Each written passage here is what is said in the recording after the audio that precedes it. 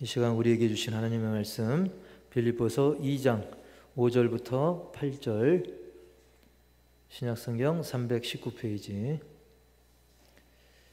한 절씩 교독합니다. 너희 안에 이 마음을 품으라. 곧 그리스도 예수의 마음이니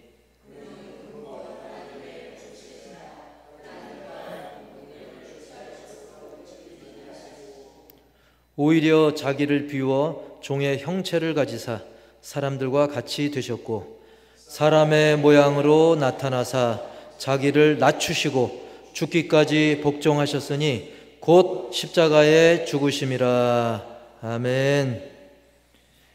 이 시간 우리 유광철 선교사님 멀리서 필리핀 그 다구판이라고 하는 지역인데 제가 그 말씀을 들어보니까 어느 지역이라고요? 그래서 외우기 쉬우라고 다 구원할 판, 다구판, 다 구원할 판이다. 그래서 다구판 지역에서 상당히 열악한 지역입니다. 우리나라는 태풍 한두 개만 와도 벌벌 떠는데 뭐 20여 개가 26개, 25개씩 태풍이 오고 동네가 다 물에 잠기고 그런 열악한 곳에서 6년째 벌써 저는 한 3년쯤 됐나 했더니 벌써 6년 되셨더라고요. 그래서 이번에 또 한국에 오실 일이 있어서 또 연락이 돼서 이 시간 또 하나님께서 우리 교회에 또 전하실 말씀이 있어서 보내신 줄 믿습니다. 이 시간 나오셔서 이런 마음 있습니까? 이런 마음 있습니까? 귀한 말씀 전해주실 때 많은 은혜 받으시길 바랍니다. 우리 할렐루야로 우리 축복하면서 인사하겠습니다. 할렐루야.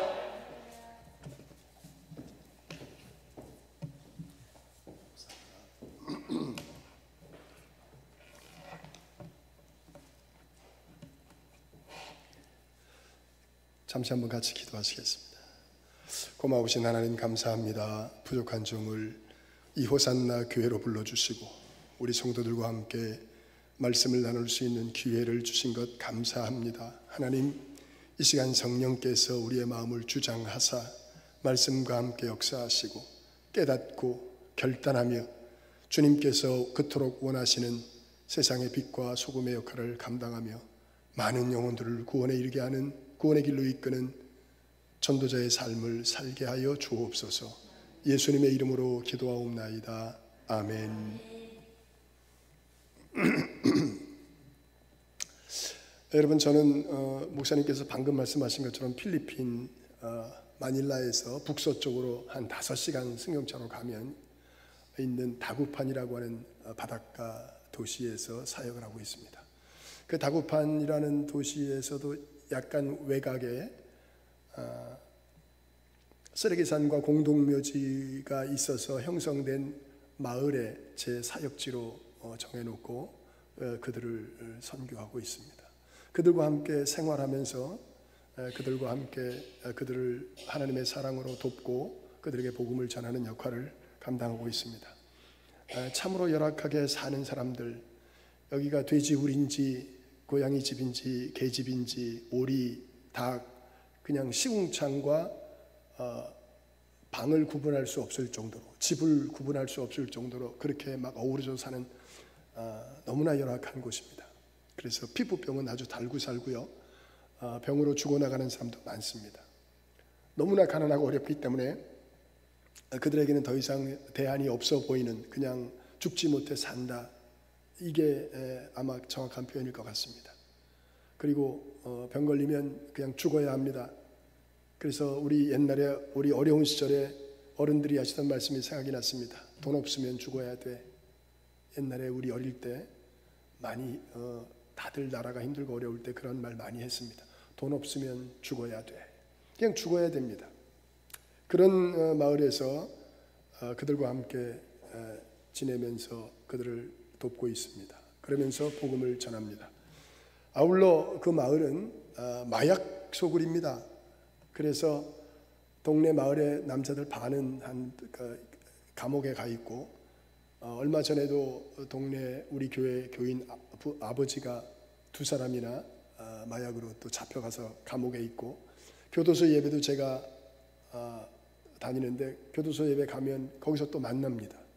그래서 또 눈물 짓고 또 상봉의 기쁨을 나누기도 하고 위에서 기도해 주기도 하고 그렇게 삽니다. 온전한 가정이 거의 없는 그런 마을입니다. 거기다가 이슬람 지역입니다. 동네 한복판에 이슬람 사원이 있습니다. 참으로 다행스러운 것은 그 이슬람 사원이 제가 가기 2년 전에 한 4km 정도 떨어진 곳으로 이전을 해서 지금은 빈 건물만 이슬람 사원 건물만 있습니다. 그러니 이미 그 전에 이슬람 사원이 거기 있었기 때문에 거기 있는 사람들의 대부분이 이슬람 교도들입니다. 근데 저는 아무것도 모르고 그냥 그 동네 쳐들어가서 하나님의 사랑을 전하고 복음을 전하고 그랬는데 무식한 게 용감하다고 나중에 알았습니다.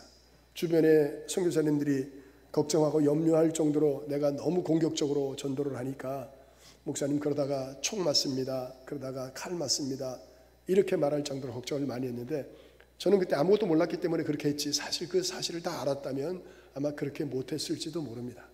지금은 동네 사람들과 거의 안방을 공유할 정도로 그냥 제가 막 쳐들어가도 이렇게 환영을 할 정도로 동네의 대소사를 다 챙기면서 제가 마치 촌장처럼 그렇게 사역을 하고 있습니다.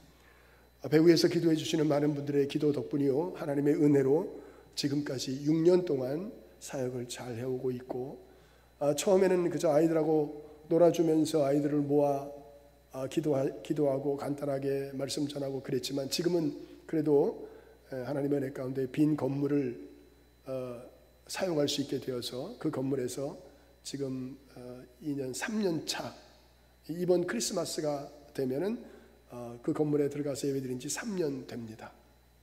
그 정도로 이제는 교인 숫자도 많이 늘었고 아이들이 교회에 익숙하게 예배도 잘 드리고 이제는 그 어느 교회보다도 예배 분위기가 너무나 좋은 사람들이 선교사님들이 와서 깜짝 놀랄 정도로 생짜배기 데려다가 예배를 드리려니까 너무 힘들었는데 그 아이들을 데려다 놓고 예배하는 훈련부터 시켰습니다. 그저 우리식으로 말하면 예배가 아니고 그냥 유격장 훈련처럼 그냥 앉아 일어서를 반복하고 뒤에 가서 손 들고 서 있어 뭐 이런 식으로 예배가 시작돼 가지고 지금은 너무 예배를 잘 드립니다. 너무 감사하고 그렇게 해서 하나님의 은혜 가운데 사역을 잘 하다가 추석도 있고 또 우리 딸도 지금 이태리에 있는데 이태리에 있는 딸이 오래간만에 손주 데리고 왔다고 아빠 좀 얼굴 봐야 되지 않냐고 좀 들어오시면 안 되냐고. 근데 제가 들어올 형편이 안 됐다가 늦게라도 얼굴 한번 봐야 되겠다 해서 조금 늦게 와서 3일 보고 우리 딸은 또 이태리로 돌아갔습니다. 그리고 저는 이제 온 김에 추석 쇠고 가려고 하던 와중에 우리 이성구 목사님 또 부족한 종을 불러주셔서 여러분들과 함께 말씀을 나누게 되었습니다. 얼마나 감사한지 모른다. 여러 가지로 감사를 드립니다. 늘 잊지 않고 기도해 주시는 우리 이성구 목사님 그리고 또 제가 여기 한 2번 왔으니까 저를 기억하시는 분들 기도하실 때마다 저를 위해서 또 기도해 주시는 줄 알고 여러 가지로 감사를 드립니다. 여러분 혹시 이런 말 들어보셨는지 모르겠습니다. 설득이 먼저일까? 감동이 먼저일까?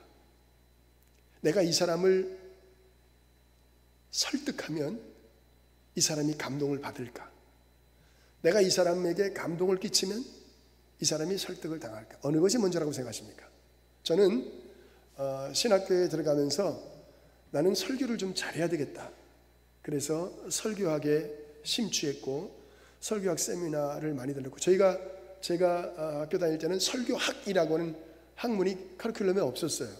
그래서 설교학 세미나가 있다 그러면 쫓아다니고 설교학에 관한 책이 있다 그러면 그 설교학에 관한 책을 사서 보고 그렇게 설교학에 심취해서 저는 나중에는 신학교에서 설교학 교수로도 강의를 오랫동안 했었고 보직을 맡아서 일을 했었고 그랬습니다. 왜 그랬느냐? 나는 설교를 잘하고 싶다.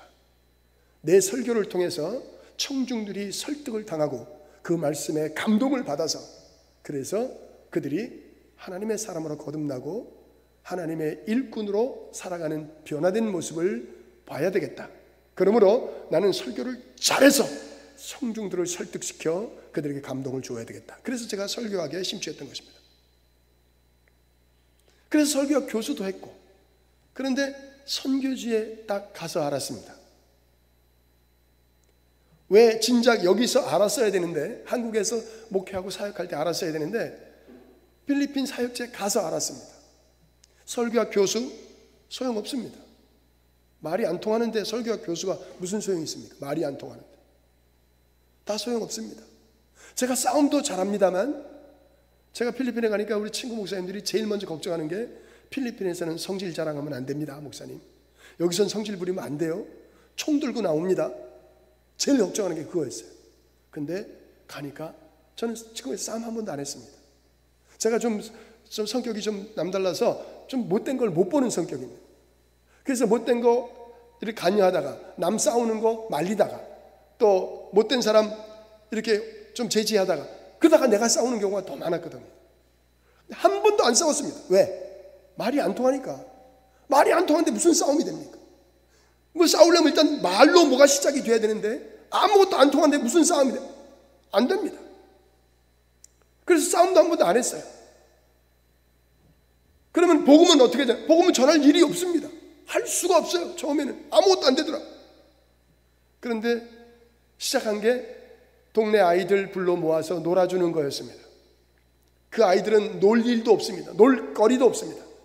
거기 아이들은, 우리는 어릴 때부터 아이들이 걸음마 시작하면 뭐 공도 차고 막 이렇게 놀잖아요. 거기는 동남아에서 유일하게 축구를 안 하는 나라. 그래서 축구를 안 하는 나라가 돼가지고 축구라는 놀이조차도 찾아보기가 어려운 나라입니다. 거기 아이들은 걸음마를 시작하면서 이걸 합니다. 이거 드리블, 농구를 그렇게 잘합니다. 여러분 좀 연세 드신 분들은 좀 아실지 모르겠습니다. 그 사람들, 필리핀 사람들에게 신동파는 알아도 차범근을 모릅니다. 혹시 신동파 아세요? 신동파 아세요? 저기 집사님, 신동파 아십니까? 신동파 알아요? 아신대. 신동파가 누구냐면 우리나라에서 배출한 농구의 신입니다. 농구의 신. 그래서 동남아 대회에 나가면 신동파가 막 수술수 왔다 하면 다 들어가. 백발백중. 차범근은 누굽니까? 우리나라 최초로 유럽에 건너가서 프로 선수 생활을 했던 사람이 차범근이잖아요. 그래서 유럽에서 아주 유명한 선수가 차범근이잖아요. 그런데 차범근을 몰라. 동남아에서 유일하게 축구 안 하는 나라가 필리핀입니다. 농구만 합니다. 농구. 그 미국의 영향을 받아가지고 농구만 해. 그러니까 걸음마를 시작하면 이걸 해. 드리블을. 그러니까 아이들이 전부 농구 골대 밑에 이렇게 쭈그리고 앉아가지고 큰 아이들, 청년들, 어른들 노는 걸 쭈그리고 앉아서 구경만 했지 자기네는 놀 거리가 없는 거예요. 농구를 하고 싶어도 농구할 기회가 없어. 그 아이들을 부릅니다. 이리 와. 우리 축구하자. 축구가 어떻게 하는 건지 몰라. 그냥 발로 차는 것만 알아. 그네들 데리고 축구를 하기 시작했어요. 놀아줬습니다. 그 아이들에게는 공 하나 가지고 있는 것이 큰 권력입니다. 내가 나가야 같이 놀 수가 있어요. 그래서 공을 가지고 나가서 아이들하고 놀아주기 시작했습니다. 너무 좋아합니다. 아이들 때는 다 뛰어놀아야 되잖아요. 그 뛰어놀 나이잖아요. 근데 놀 거리가 없어요, 아이들이. 그러니까 아이들이 조금만 크면은 형들 따라다니면서 도둑질하고 앵벌이하고, 그 다음에 좀 더 크면 담배, 술, 담배, 마약하고 이렇게 가는 거예요. 근데 그 아이들을 불러다가 매일, 거의 매일 나가서 광장에 나가서 아이들 불러다가 공을 차기 시작했습니다.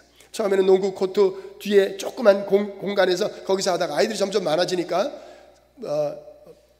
지금 사용하지 않는 다 무너진 주차장, 그 주차장 공간을 차지하고서 거기서 공을 차고 놀았습니다. 끝나면은 아이들 불러 모아서 준비해간 간식을 나누어 주고, 그리고 잘 되지도 않는 영어로, 나는 처음에 그래도 이 정도 영어 하면 내가 잘은 못하지만 아이들이 알아듣겠지. 왜냐하면 필리핀은 따갈로그어하고 영어가 공용어거든요. 초등학교 2학년 때부터 영어를 같이 배워요. 그러니까 따갈로그도 왜 공용어로 쓰냐? 자기네 나라 말인데 아닙니다. 섬이 7,000개가 되는데 언어가 7,000개가 더 돼. 언어가. 그러니까 이 동네에서 이 동네 사투리를 못 알아듣습니다. 우리 옛날에 제주도 사투리 잘 못 알아듣는 것과 마찬가지로 잘 못 알아들어요.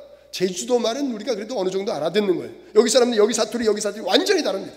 그래서 따갈로그어를 공용어로, 그 다음에 이거를 다 함께 어우를 수 있는 영어를 공용어로 해서 이 따갈로그어와 영어를 학교에서 초등학교 2학년 때부터, 초등학교 1학년 때부터는 따갈로그를 배우고 2학년 때부터는 영어를 공용어로 같이 배웁니다. 그래서 내가 그나마 짧은 영어를 가지고 아이들에게 소통을 하면 그래 아이들이 조금은 알아듣겠지 했는데 아이들이 전혀 못 알아듣습니다. 왜냐하면 이 아이들이 영어를 모릅니다. 고등학교 졸업해도 모르는 애들이 너무나 많아요. 특히 경제적 상황이 어려운 집안의 아이들일수록 학습 능력이 떨어진다는 통계가 있잖아요. 공부 안 됩니다. 공부할 환경이 안 돼요. 내가 대학을 아이들에게 고등학교 졸업, 이번에 우리 고등학교 졸업한 애가 둘이 있었는데 이 아이들을 대학에 보내주고 싶어도 못 보내줍니다. 학습 능력이 안 돼. 영어를 몰라. 그래서 영어만 1년 동안 죽어라 공부해라. 내년에 대학 가자. 그렇게 해서 지금 공부를 시키고 있는데 그 정도로 아이들에게 이 소통이 안 되는 겁니다. 그런데 아이들에게는 내가 가진 무기가 있었습니다. 나갈 때마다 주는 간식입니다.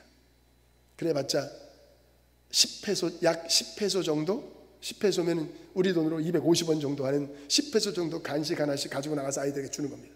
처음에는 10개, 그 다음에 20개, 그 다음에 30개, 40개, 50개, 70개까지 가져가서 나눠주기 시작했습니다. 그래 아이들을 막 다 불러 모아가지고 간식 다, 이 아이들에게 간식이 너무너무 좋은 겁니다. 이 아이들은 간식 하나를 받을 때 어마어마한 감동을 받습니다. 그래서 제가 알았어요. 이 동네 사람들에게 부족한 것을 내가 채우자. 그들은 너무나 가난하고 열악하니까 어떨 때는 쌀을 나눠주기도 하고 어떨 때는 여자아이들 생리대를 나눠주기도 하고 어떤 데는 아이들이 너무나 많아요. 거기는 그냥 그 법으로 그 낙태가 금지되어 있기 때문에 그냥 애 가지면 무조건 다 놔야 됩니다. 그러니까 한 집에 막 아이들이 막 10명씩 되는 집도 있어요. 12명 되는 집도 있어요. 너무나 많아. 아기들 기저귀도 갖다 줍니다. 그 다음에 옷가지, 신발, 축구화 이런 거 다 공수 받아가지고 그렇게 나눠주기 시작했습니다.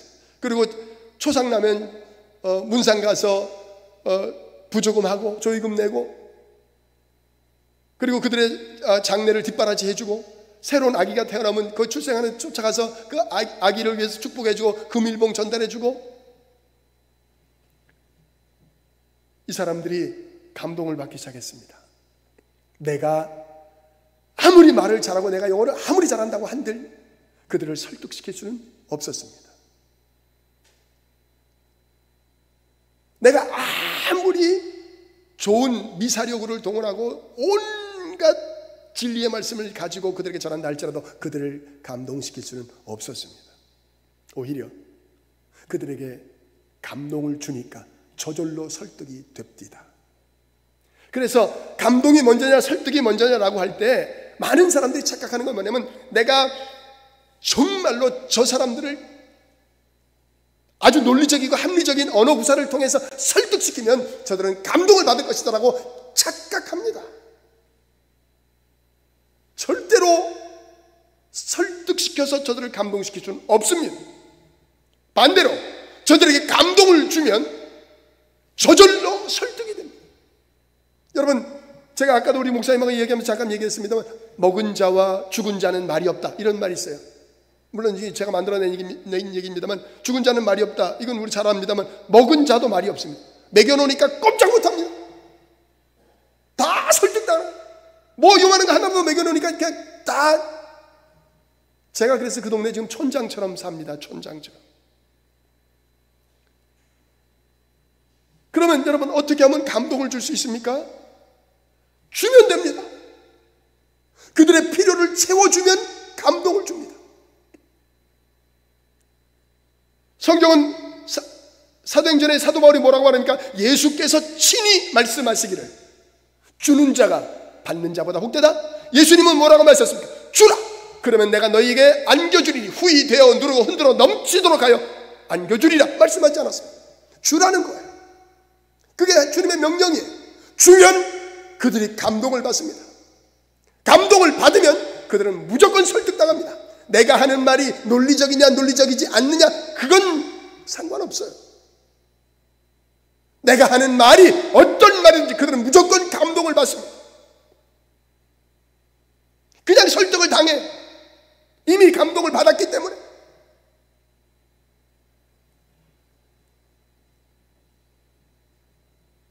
여러분 저는 예수 믿고 오랜 세월 동안 이해되지 않는 성경 구절이 하나 있었습니다. 그게 뭐냐면 고린도전서 13장 13절입니다. 여러분 잘 아시는 것처럼 고린도전서 13장은 사랑장이라고 하는 겁니다. 사랑은 오래 참고, 또 맨 마지막 13절은 뭐라고 말합니까? 그런즉 믿음, 소망, 사랑, 그 중에 제1은 믿음, 소망, 사랑, 이 세 가지는 항상 있을 것인데 그 중에 제1은 사랑이라. 저는 이 말이 이해가 안 됐어요. 왜냐하면 제가 처음에 신앙생활 할 때는 믿음이 최고인 줄 알았거든요. 믿음으로 하나님 앞에 인정받고, 믿음으로 하나님을 기쁘시게 하며, 믿음으로 구원받고, 믿음으로 하나님 앞에 쓰임받고, 믿음이 최고인 줄 알아요. 믿음으로 살자, 믿음으로 살아야 돼, 믿음으로 승리하자. 그래서 믿음이 최고인 줄 알았는데 성경은 사랑이 제일이라고 말합니다. 그런데 그것도 오랜 시간이 지나서야 깨달았습니다. 여러분, 우리가 잘 아시는 것처럼 하나님의 말씀은 우리에게 뭐라고 말합니까? 성경 신구약 전체의 요절이 요한복음 3장 16절입니다. 하나님이 세상을 이처럼 사랑하사 독생자를 주셨으니 이는 저를 믿는 자마다 멸망치 않고 영생을 얻게 하려 하심이니라. 여러분 보세요. 하나님이 우리를 사랑했기 때문에 우리에게 믿음이 있습니다. 하나님이 우리를 사랑하지 않았다면 우리의 믿음은 헛것입니다. 우리가 믿는다라고 하는 것도 사실은 하나님께서 우리에게 믿음을 주셨기 때문이지 내가 믿은 것 아닙니다. 아무리 내가 믿으려고 애를 써도 하나님께서 내게 믿음을 허락하시지 아니하시면 그래서 성경은 믿음은 하나님의 선물이라 이렇게 말합니다. 하나님께 주신 것이라는 거예요. 그런데 그게 뭐냐? 그게 하나님의 사랑이라는 거예요. 하나님이 세상을 이처럼 사랑하사 독생자를 주셨다고 말합니다. 성경을 하나씩 알아가면서 사랑이 죄일인 걸 알았습니다. 오늘 우리가 읽은 성경 본문에는 뭐라고 말합니까? 너희 안에 이 마음을 품으라 곧 그리스도 예수의 마음이라고 말합니다. 예수님의 마음을 품으라는 거예요. 도대체 예수님의 마음이 어떤 것입니까? 우리는 이 예수님의 마음을 여러 가지로 말할 수 있습니다. 그러나 이것을 한마디로 표현하면 예수님의 마음은 사랑입니다. 그래서 성경 전체도 뭐라고 말합니까? 예수님께서 말씀하시기를 온 율법과 선지자의 대강령이 무엇이냐? 그것은 바로 하나님 사랑, 이웃 사랑이다. 하나님 사랑, 이웃 사랑이 모든 율법과 선지자의 대강령. 이 말은 무슨 말이냐면 하나님의 사랑, 이웃 사랑이 온 율법, 구약 성경에 있는 모든 율법과 그 다음에 구약 성경에 있는 모든 선지자의 교훈을 통틀어서 하나님의 사랑, 이웃 사랑 여기에 다 딸려 있다 그 말입니다. 율법도 그 다음에 선지자들의 교훈도 하나님의 사랑, 이웃 사랑이라고 하는 이 교훈에 이 온 율법에 다 딸려 있다. 대강령이라는 말이 거기에 다 딸려 있다, 속해 있다 이런 뜻이에요. 그러니까 율법을 볼 때 또는 선지자들의 교훈을 우리가 읽을 때, 구약성경을 읽을 때 하나님 사랑, 이웃 사랑이라고 대명제에다 대입해서 보지 않으면 절대로 이해가 안 됩니다. 눈은 눈으로, 이는 이로 갚으라. 성경 구약성경이 그렇게 말하고 있어요. 율법에 누가 내 눈을 하나 뺐다 그러면 나도 저 사람 눈을 하나 빼라는 거예요. 그게 율법이에요. 누가 내 이를 하나 부러뜨렸다 그럼 나도 저 사람이 이빨을 하나 부러뜨린다. 이게 율법이에요. 율법에 말하는 거예요. 그러면 아이고 하나님께서 어떻게 그런 율법을 우리에게 주시냐, 이건 복수를 말하는 거냐 이렇게 말할 수 있잖아요. 그런데 하나님의 사랑, 이웃사랑이라고는 대명제에 대입해 놓고 보면 이해가 됩니다. 예를 들자면 내가 왕입니다. 근데 저분은 신하입니다. 근데 신하의 아들이 왕의 아들에게 놀다가 눈을 찔러서 눈을 상하게 만들었어요. 눈이 하나 안 보여. 왕이 얼마나 화가 났겠습니까? 노발대발하지 않겠습니까? 그놈을 당장 불러라.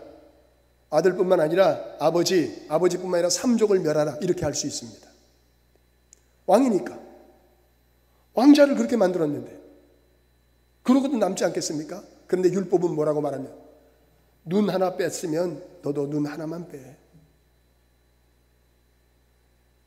그걸 말하는 거예요. 약자를 보호하기 위한 법이란 말이에요. 여기에 하나님의 사랑이 있다는 거예요.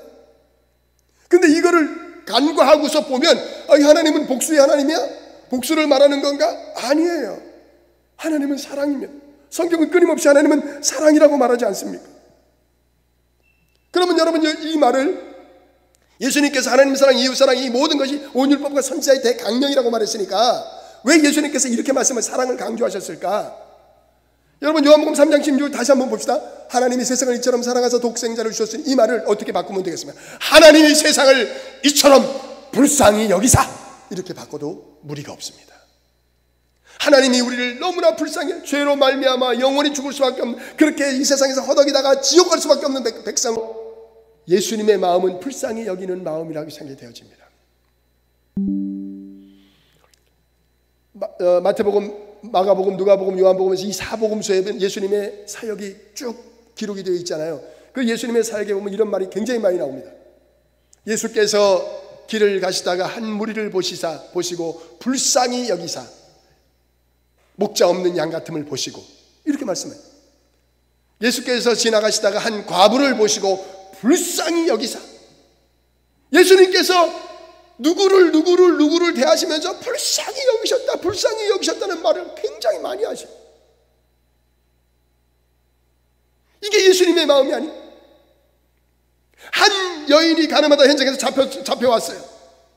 모세 율법에는 이러한 여인을 돌로 쳐 죽이라고 하는데 당신은 이 여인을 어떻게 하면 좋겠습니까? 라고 올무를 슬쩍 던져놓고 예수님에게 질문했을 때 예수님께서 뭐라고 말씀하십니까? 너희 중에 죄 없는 자가 먼저 돌로 치라. 단순히 예수님께서 말씀을 잘하신 것입니까? 그거 아니에요. 예수님은 이 여인을 보실 때 너무너무 불쌍히 여기는 마음을 가지셨어요. 거기에 불쌍히 여기다 이 여인을 보시고 불쌍히 이런 말씀은 없지만 그냥 불쌍히 여기셨다는 게 우리 몸 피부로 느껴져요. 이게 예수님의 마음이에요. 여러분 제가 선교지에 간 지 얼마 안 돼서 전에도 말씀을 드렸습니다만 현지에 있는 선교사님들을 일주일에 한 번씩 불러 모아서 제가 밥을 사고 그리고 커피를 제가 사고 이러면서 현지의 이야기를 많이 들었습니다. 왜냐하면 저도 현지 선교사님들에게 그 경험담을 들어야 공부가 될 테니까 수업료 낸다고 생각하고 제가 일주일에 한 번씩 매일 밥을 사고 매주 밥을 사고 커피를 사고 이렇게 했어요. 그걸 1년 6개월 동안 했습니다. 그렇게 하면서 이제 나는 겸손하게 나보다 다 나이가 어리고 나보다 다 후배들이지만 그래도 제가 이제 매일 밥을 사면서 듣는다고 배운다고 이게 머리를 조아리고 하니까 거기 선교사님 한 분이 이렇게 말하더라고요. 목사님, 선교는 돈으로 하는 겁니다. 딱 그러시더라고요. 그 말 뜻 제가 모르는 거 아닙니다. 그게 무슨 의미인지 왜 그런 말씀하시는지 제가 다 압니다. 왜냐면 선교지 없는 사람들, 없는 동네에 와서 없는 나라에 와서 너무 힘들고 열악한 환경 때문에 사는 사람들을 전도하기 위해서 왔는데 그들에게 무언가를 주지 않고서야 어떻게 전도가 되겠는가. 그러자니 돈이 있어야 선교한다. 그러니 돈으로 선교하는 거다. 선교는 돈으로 하는 거야. 그 말 뜻 내가 충분히 이해합니다. 근데 제가 그 자리에서 반박을 했어요. 선교사님, 그게 좀 너무한 거 아니야? 선교사가 최소한도. 그래도 목사가, 선교사가 최소한 자존심은 있어야지. 어떻게 선교를 돈으로 한다고 말하는가? 내가 그 말 뜻을 모르는 건 아니지만 그렇게 말하는 건 아닌 것 같아. 돈은 누가 주는가? 돈은 후원자들이 돈을 보내주지 않는가? 선교비를. 그 사람들의 마음은 누가 감동을 시켜서 우리에게 생판 알지도 못하는 우리에게 선교비를 보내주는가? 피같이 번 내 돈을 잘 알지도 못하는 사람에게 보내준다? 이게 쉬운 일인가? 돈 10,000원이라도? 성령께서 감동하지 아니하시면 하나님께서 그 마음을 주장하지 않으시면 오나? 그러니 하나님의 은혜로 한다든가 믿음으로 한다든가 선교는 이렇게 말해야지 어떻게 돈으로 한다고 말할 수 있어 선교사가? 제가 반박을 했어요. 그 의미는 모르는 건 아니지만 그러나 제가 지금 6년차 선교사로서의 삶을 살아가지만 깨달은 것이 하나 있습니다. 돈 아무리 많아도 선교 안 하시는 분들 많습니다. 못 하시는 분들 많아요. 아무리 건강해도 아무리 재능이 많아도 아무리 지식이 많아도 선교 안 하시는 분들 많습니다. 왜? 불쌍히 여기는 마음 없으면 선교 못합니다. 돈 아무리 많아도 불쌍히 여기는 마음 없으면 못해요. 자기가 가지고 있는 재능이 아무리 많고 재능 기부 못해요. 불쌍히 여기는 마음 없으면, 자기가 가지고 있는 능력, 자기가 가지고 있는 지식이 아무리 풍성해도 불쌍히 여기는 마음 없으면 그들을 향하여 단 1푼이라도, 1푼 어찌라도 1분도 사용할 수 없습니다.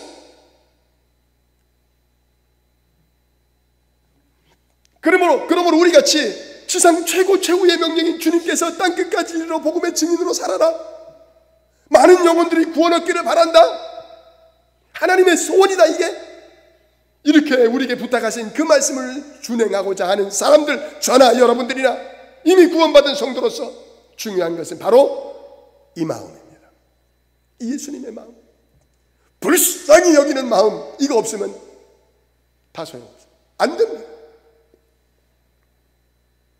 여러분들에게 이 마음이 있습니까? 한 교우를 바라보면서, 같은 교회의 교우를 바라보면서 불쌍히 여기는 마음 생깁니까? 아유, 저분은 돈 많은데 뭐가 불쌍해? 돈 많아? 불쌍해요. 돈 많아도 그 허전한 부분이 있어요. 모자라는 부분이 있다고. 저 사람 뭐처럼 경쟁하고 자녀들 잘 되고 뭐 집안이 화목하고 뭐가 불쌍해? 불쌍한 있어요. 목사님 보세요. 불쌍하게 생겼잖아요. 목사님 볼 때 불쌍히 여기는 마음 생겨야 돼. 아유, 우리 목사님 우리 교회 캡틴인데 뭐가 불쌍해? 목사님이 우리를 불쌍히 여겨야지. 물론 그래. 그렇지만 여러분들도 목사님 불쌍히 여기는 마음 있어야 돼. 그게 예수님의 마음이야.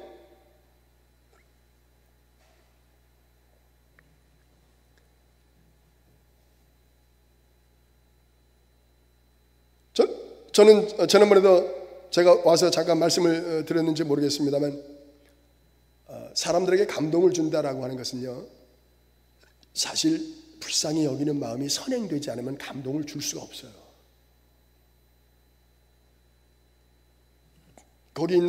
여기 우리 한국에 있는 제 동료들이나 친구들이나 저를 아는 지인들이 하는 말씀이, 처음부터 걱정했던 말씀이 뭐냐면, 아유, 죄송합니다. 제가 좀 딱꼭지를 잡고 나서.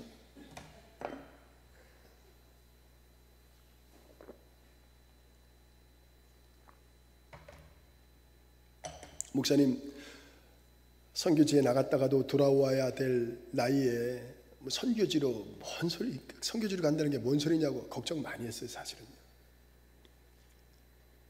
근데 가서 보니까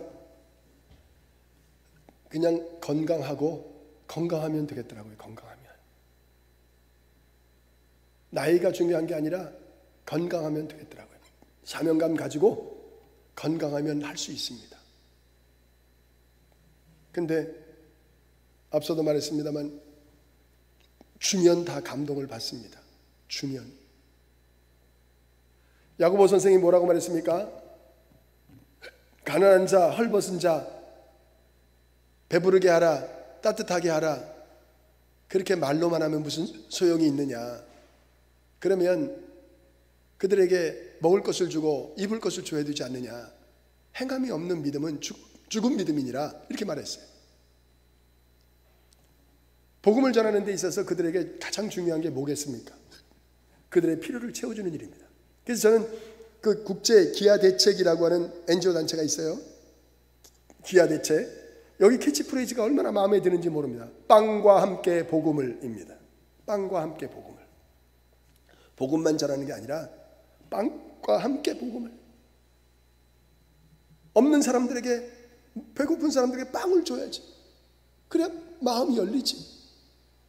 그래야 복음을 전하지. 그러니 사랑이 먼저인 거예요. 그러니 감동이 먼저인 거예요. 아우, 죄송합니다. 자꾸 딱 붙이다가 너무 대접을 잘 받아, 저녁 대접을 잘 받아. 여러분, 우리가 잘 아는 누가복음 10장에 보면 착한 사마리아인의 비유가 있잖아요. 그 착한 사마리아인의 비유에 보면 한 유태인이 산길을 가다가 강도를 만나서 다 뺏기고 옷도 벗겨지고 그래갖고 거반 죽게 된 상태로 버려졌어요. 근데 제사장이 지나가다가 그걸 봤어요. 보고 그냥 피하여 지나갔다고 합니다. 그 다음에 레위인이 지나가다 그걸 상태를 또 봤어요. 그리고 그도 얼른 피하여 지나갔다고 했어요. 근데 유대인들로부터 가장 멸시를 받던 사마리아인 하나가 지나가다가 그걸 봤어요. 성경은 이렇게 말합니다. 그가 거반 죽게 된 그를 보고 불쌍히 여겨 그에게 다가가. 이렇게 성경이 말합니다. 죄송합니다. 마이크가 너무 좋아, 이 소리가.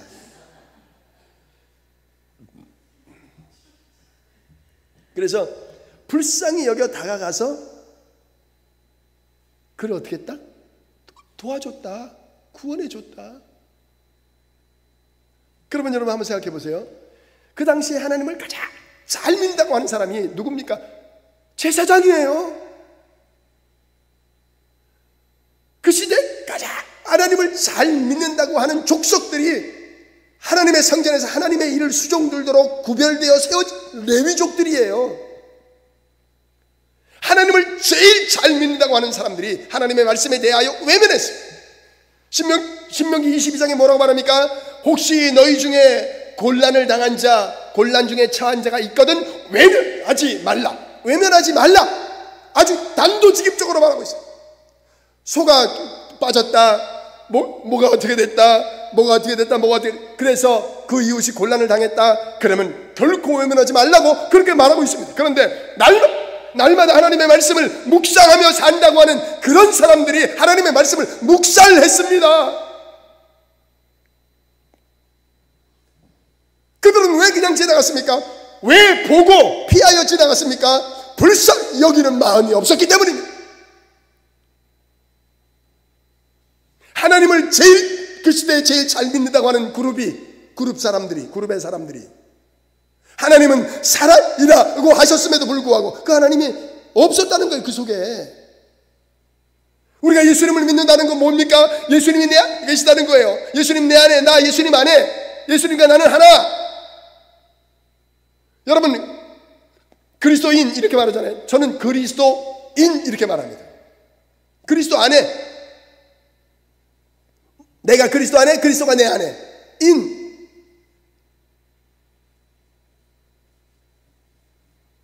예수님이 내 안에 있다면, 내가 정말로 믿음으로 말미암아 구원받은 사람이라면 내 안에 예수님이 있고 내 안에 예수님의 마음이 있는 거예요.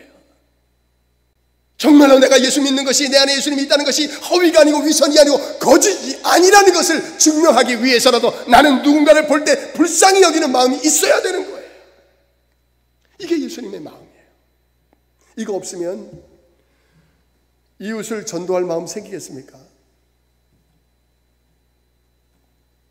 하나님은 모든 사람이 진리를 알며 구원에 이르기를 원하시느니라. 이렇게 말하고 성경은요. 하나님은 그토록 원하신대요. 많은 사람이 진리를 알고 구원에 이르기를. 그게 하나님의 소원이래요. 우리를 구원하신 하나님께서 그토록 소원하시는데 그거 우리가 들어드리려면 어떻게 돼요? 전도해야 되잖아. 그런데 불쌍히 여기는 마음 없이 되겠어요?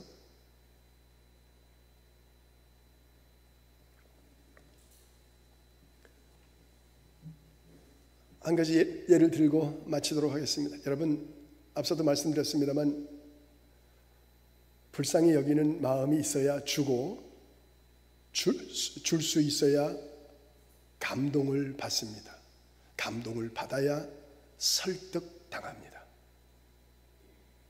어느 편의점에서 아르바이트하는 청년의 이야기인데, 편의점에서 아르바이트하는 청년이 어느 날 자기 시간에 그 카운터에 이렇게 있는데 어떤 아주 남루한 할머니가 우유 하나를 이렇게 들고 와서 카운터에 이렇게 놨어요. 그래서 이 젊은이가 이렇게 보니까 할머니가 너무 남루하고 피곤해 보이는데 밖에 이렇게 보니까 밖에 이 할머니가 끌고 온 리어카가 있는 거예요. 그 리어카에는 박스가 가득 채워져 있었어요. 하루 종일 박스를 주워다가 폐지로 팔고 몇 푼 안 되는 그것을 가져다가 삶을 영위하는 아주 어려운 할머니였어요. 이 청년은 조용히 매대에 가서 샌드위치 하나를 가져다가 할머니 그 계산대에 놓은 우유 옆에 놓고 할머니 이것도 가져가세요. 이렇게 말을 한 거예요. 그랬더니 할머니가 나는 이건 사지 않을 겁니다. 나는 우유만 살 겁니다. 아니 할머니, 이거는 제가 그냥 드리는 거예요. 오늘이 제 생일이거든요. 생일날 우유 사는 사람에게, 내 생일날 우유 사는 사람에게는 내가 샌드위치를 하나 드리기로 그렇게 마음을 먹었기 때문에 오늘 그냥 드리는 겁니다. 그러니까 그냥 가져가세요. 그래요? 너무 감사하다고. 그 주저주저 하면서 그 할머니가 이제 우유 하나하고 샌드위치 하나를 받아가지고 돌아갔어요. 근데 그 뒤에서 이렇게 계산할 줄을 서 있던 한 신사가 그걸 가만히 보고 있다가 참 기특하잖아요. 그래서 이제 자기도 껌을 하나 사서 이렇게 놓고, 그러니까 생수를 하나 사서 이렇게 놓고 5만 원짜리 현금을 놨어요. 그러면서 이렇게 말했습니다. 잔돈은 필요 없습니다. 잔돈은 아가씨 가지세요. 왜요? 잔돈이 너무 많은데요? 오늘이 내 생일이거든요. 그랬어요. 그러니까 저쪽에서 물건을 정리하고 있던 그 편의점 주인이 그 모습 이렇게 바라보더니 쫓아와서는 이렇게 말합니다. 손님, 저 청년은요 어려운 사람만 보면 자기 생일이래요. 저 청년은 어려운 사람만 보면 그냥 자기 생일이라고 합니다. 그 편의점 안에 있던 모든 사람들이 크게 감동을 받았습니다. 편의점 아르바이트생도, 생수를 하나 샀던 신사 양반도, 너무너무 하루 종일 힘들었던 박스 채집 할머니도, 그리고 편의점 주인장까지 불쌍히 여기는 마음 하나로부터 시작된 감동의 물결이 모든 사람에게 다 미쳤습니다. 불쌍히 여기는 마음 있어야 줍니다. 제가 아까 말씀드렸잖아요. 예수님의 마음, 바로 이 예수님의 마음, 불쌍히 여기는 마음 없으면 절대로 줄 수가 없어요. 그러니 어떻게 합니까? 어려운 나라 가서 선교하면서 선교를 안 해요. 아니, 선교를 못 해요. 주질 않아요. 오직하면 제가 없어서 못 주는 거야. 누가 뭘 하겠냐? 없어서 못 주는 거야. 하나님이 책망을 하겠느냐? 이웃이 책망하겠느냐? 누가 책망하겠느냐? 없어서 못 주는 거야. 그런데 있는데도 불구하고 못 준다면 그것은 범죄 행위다. 범죄 행위. 오늘 성경은 우리에게 이렇게 말합니다. 너희 안에 이 마음을 품고 그리스도의 예수의 마음이다 품으라고 명령하십니다. 예수님의 마음 있냐? 엄격히 말하면 너희는 정말 진짜 그리스도인 맞아? 이 말입니다. 크리스찬이라면 예수님이 너희 마음 안에 있을 것이고, 그렇다면 그 예수님의 마음이 어떤 모양으로든지 표현될 것이다. 그런데 그 마음이 있어? 정말 크리스찬 맞아? 이 말이에요.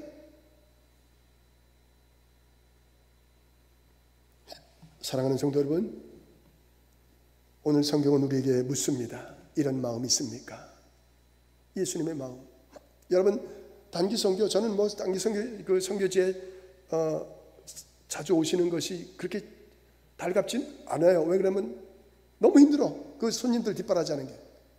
그런데 왔다 가시면 마음속에 뿌듯함이 있습니다. 물론 선교지에 많은 도움을 주고 가세요. 그것도 감사하지만 무엇보다도 선교지와 내 선교사에 이렇게 관심을 가져주시니까 너무 감사하다고 하는, 그리고 나를 위해서 기도해 주실 것이니까 그 기도의 백그라운드가 있으면 거기에 대한 뿌듯함이 싹 가시고 나면 막 차올라요. 그래서 아이고, 내가 오시는 거 이제 몸만 피곤하다고 또 괜히 그랬구나, 이런 후회함이 찾아옵니다. 그런데 보세요. 그분들이 왜 왔다 갑니까? 왔다 가서는 이구동성으로 하는 말, 눈물 펑펑 쏟고 가요.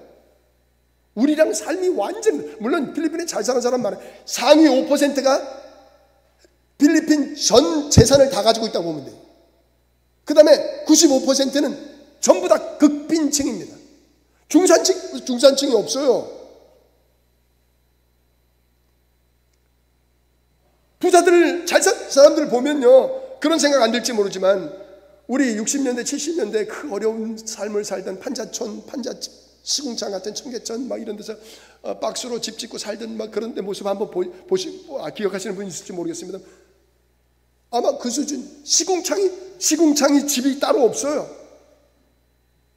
해마다 물난리를 겪고 해마다 수재민이 생기고 다 없어지고 다 무로 돌아가고, 거기에 또 무릉도에 생기면 모기 설쳐서 말라리아 댕기열로 막 죽어나가고 병원도 못 가요. 그냥 죽는 거예요.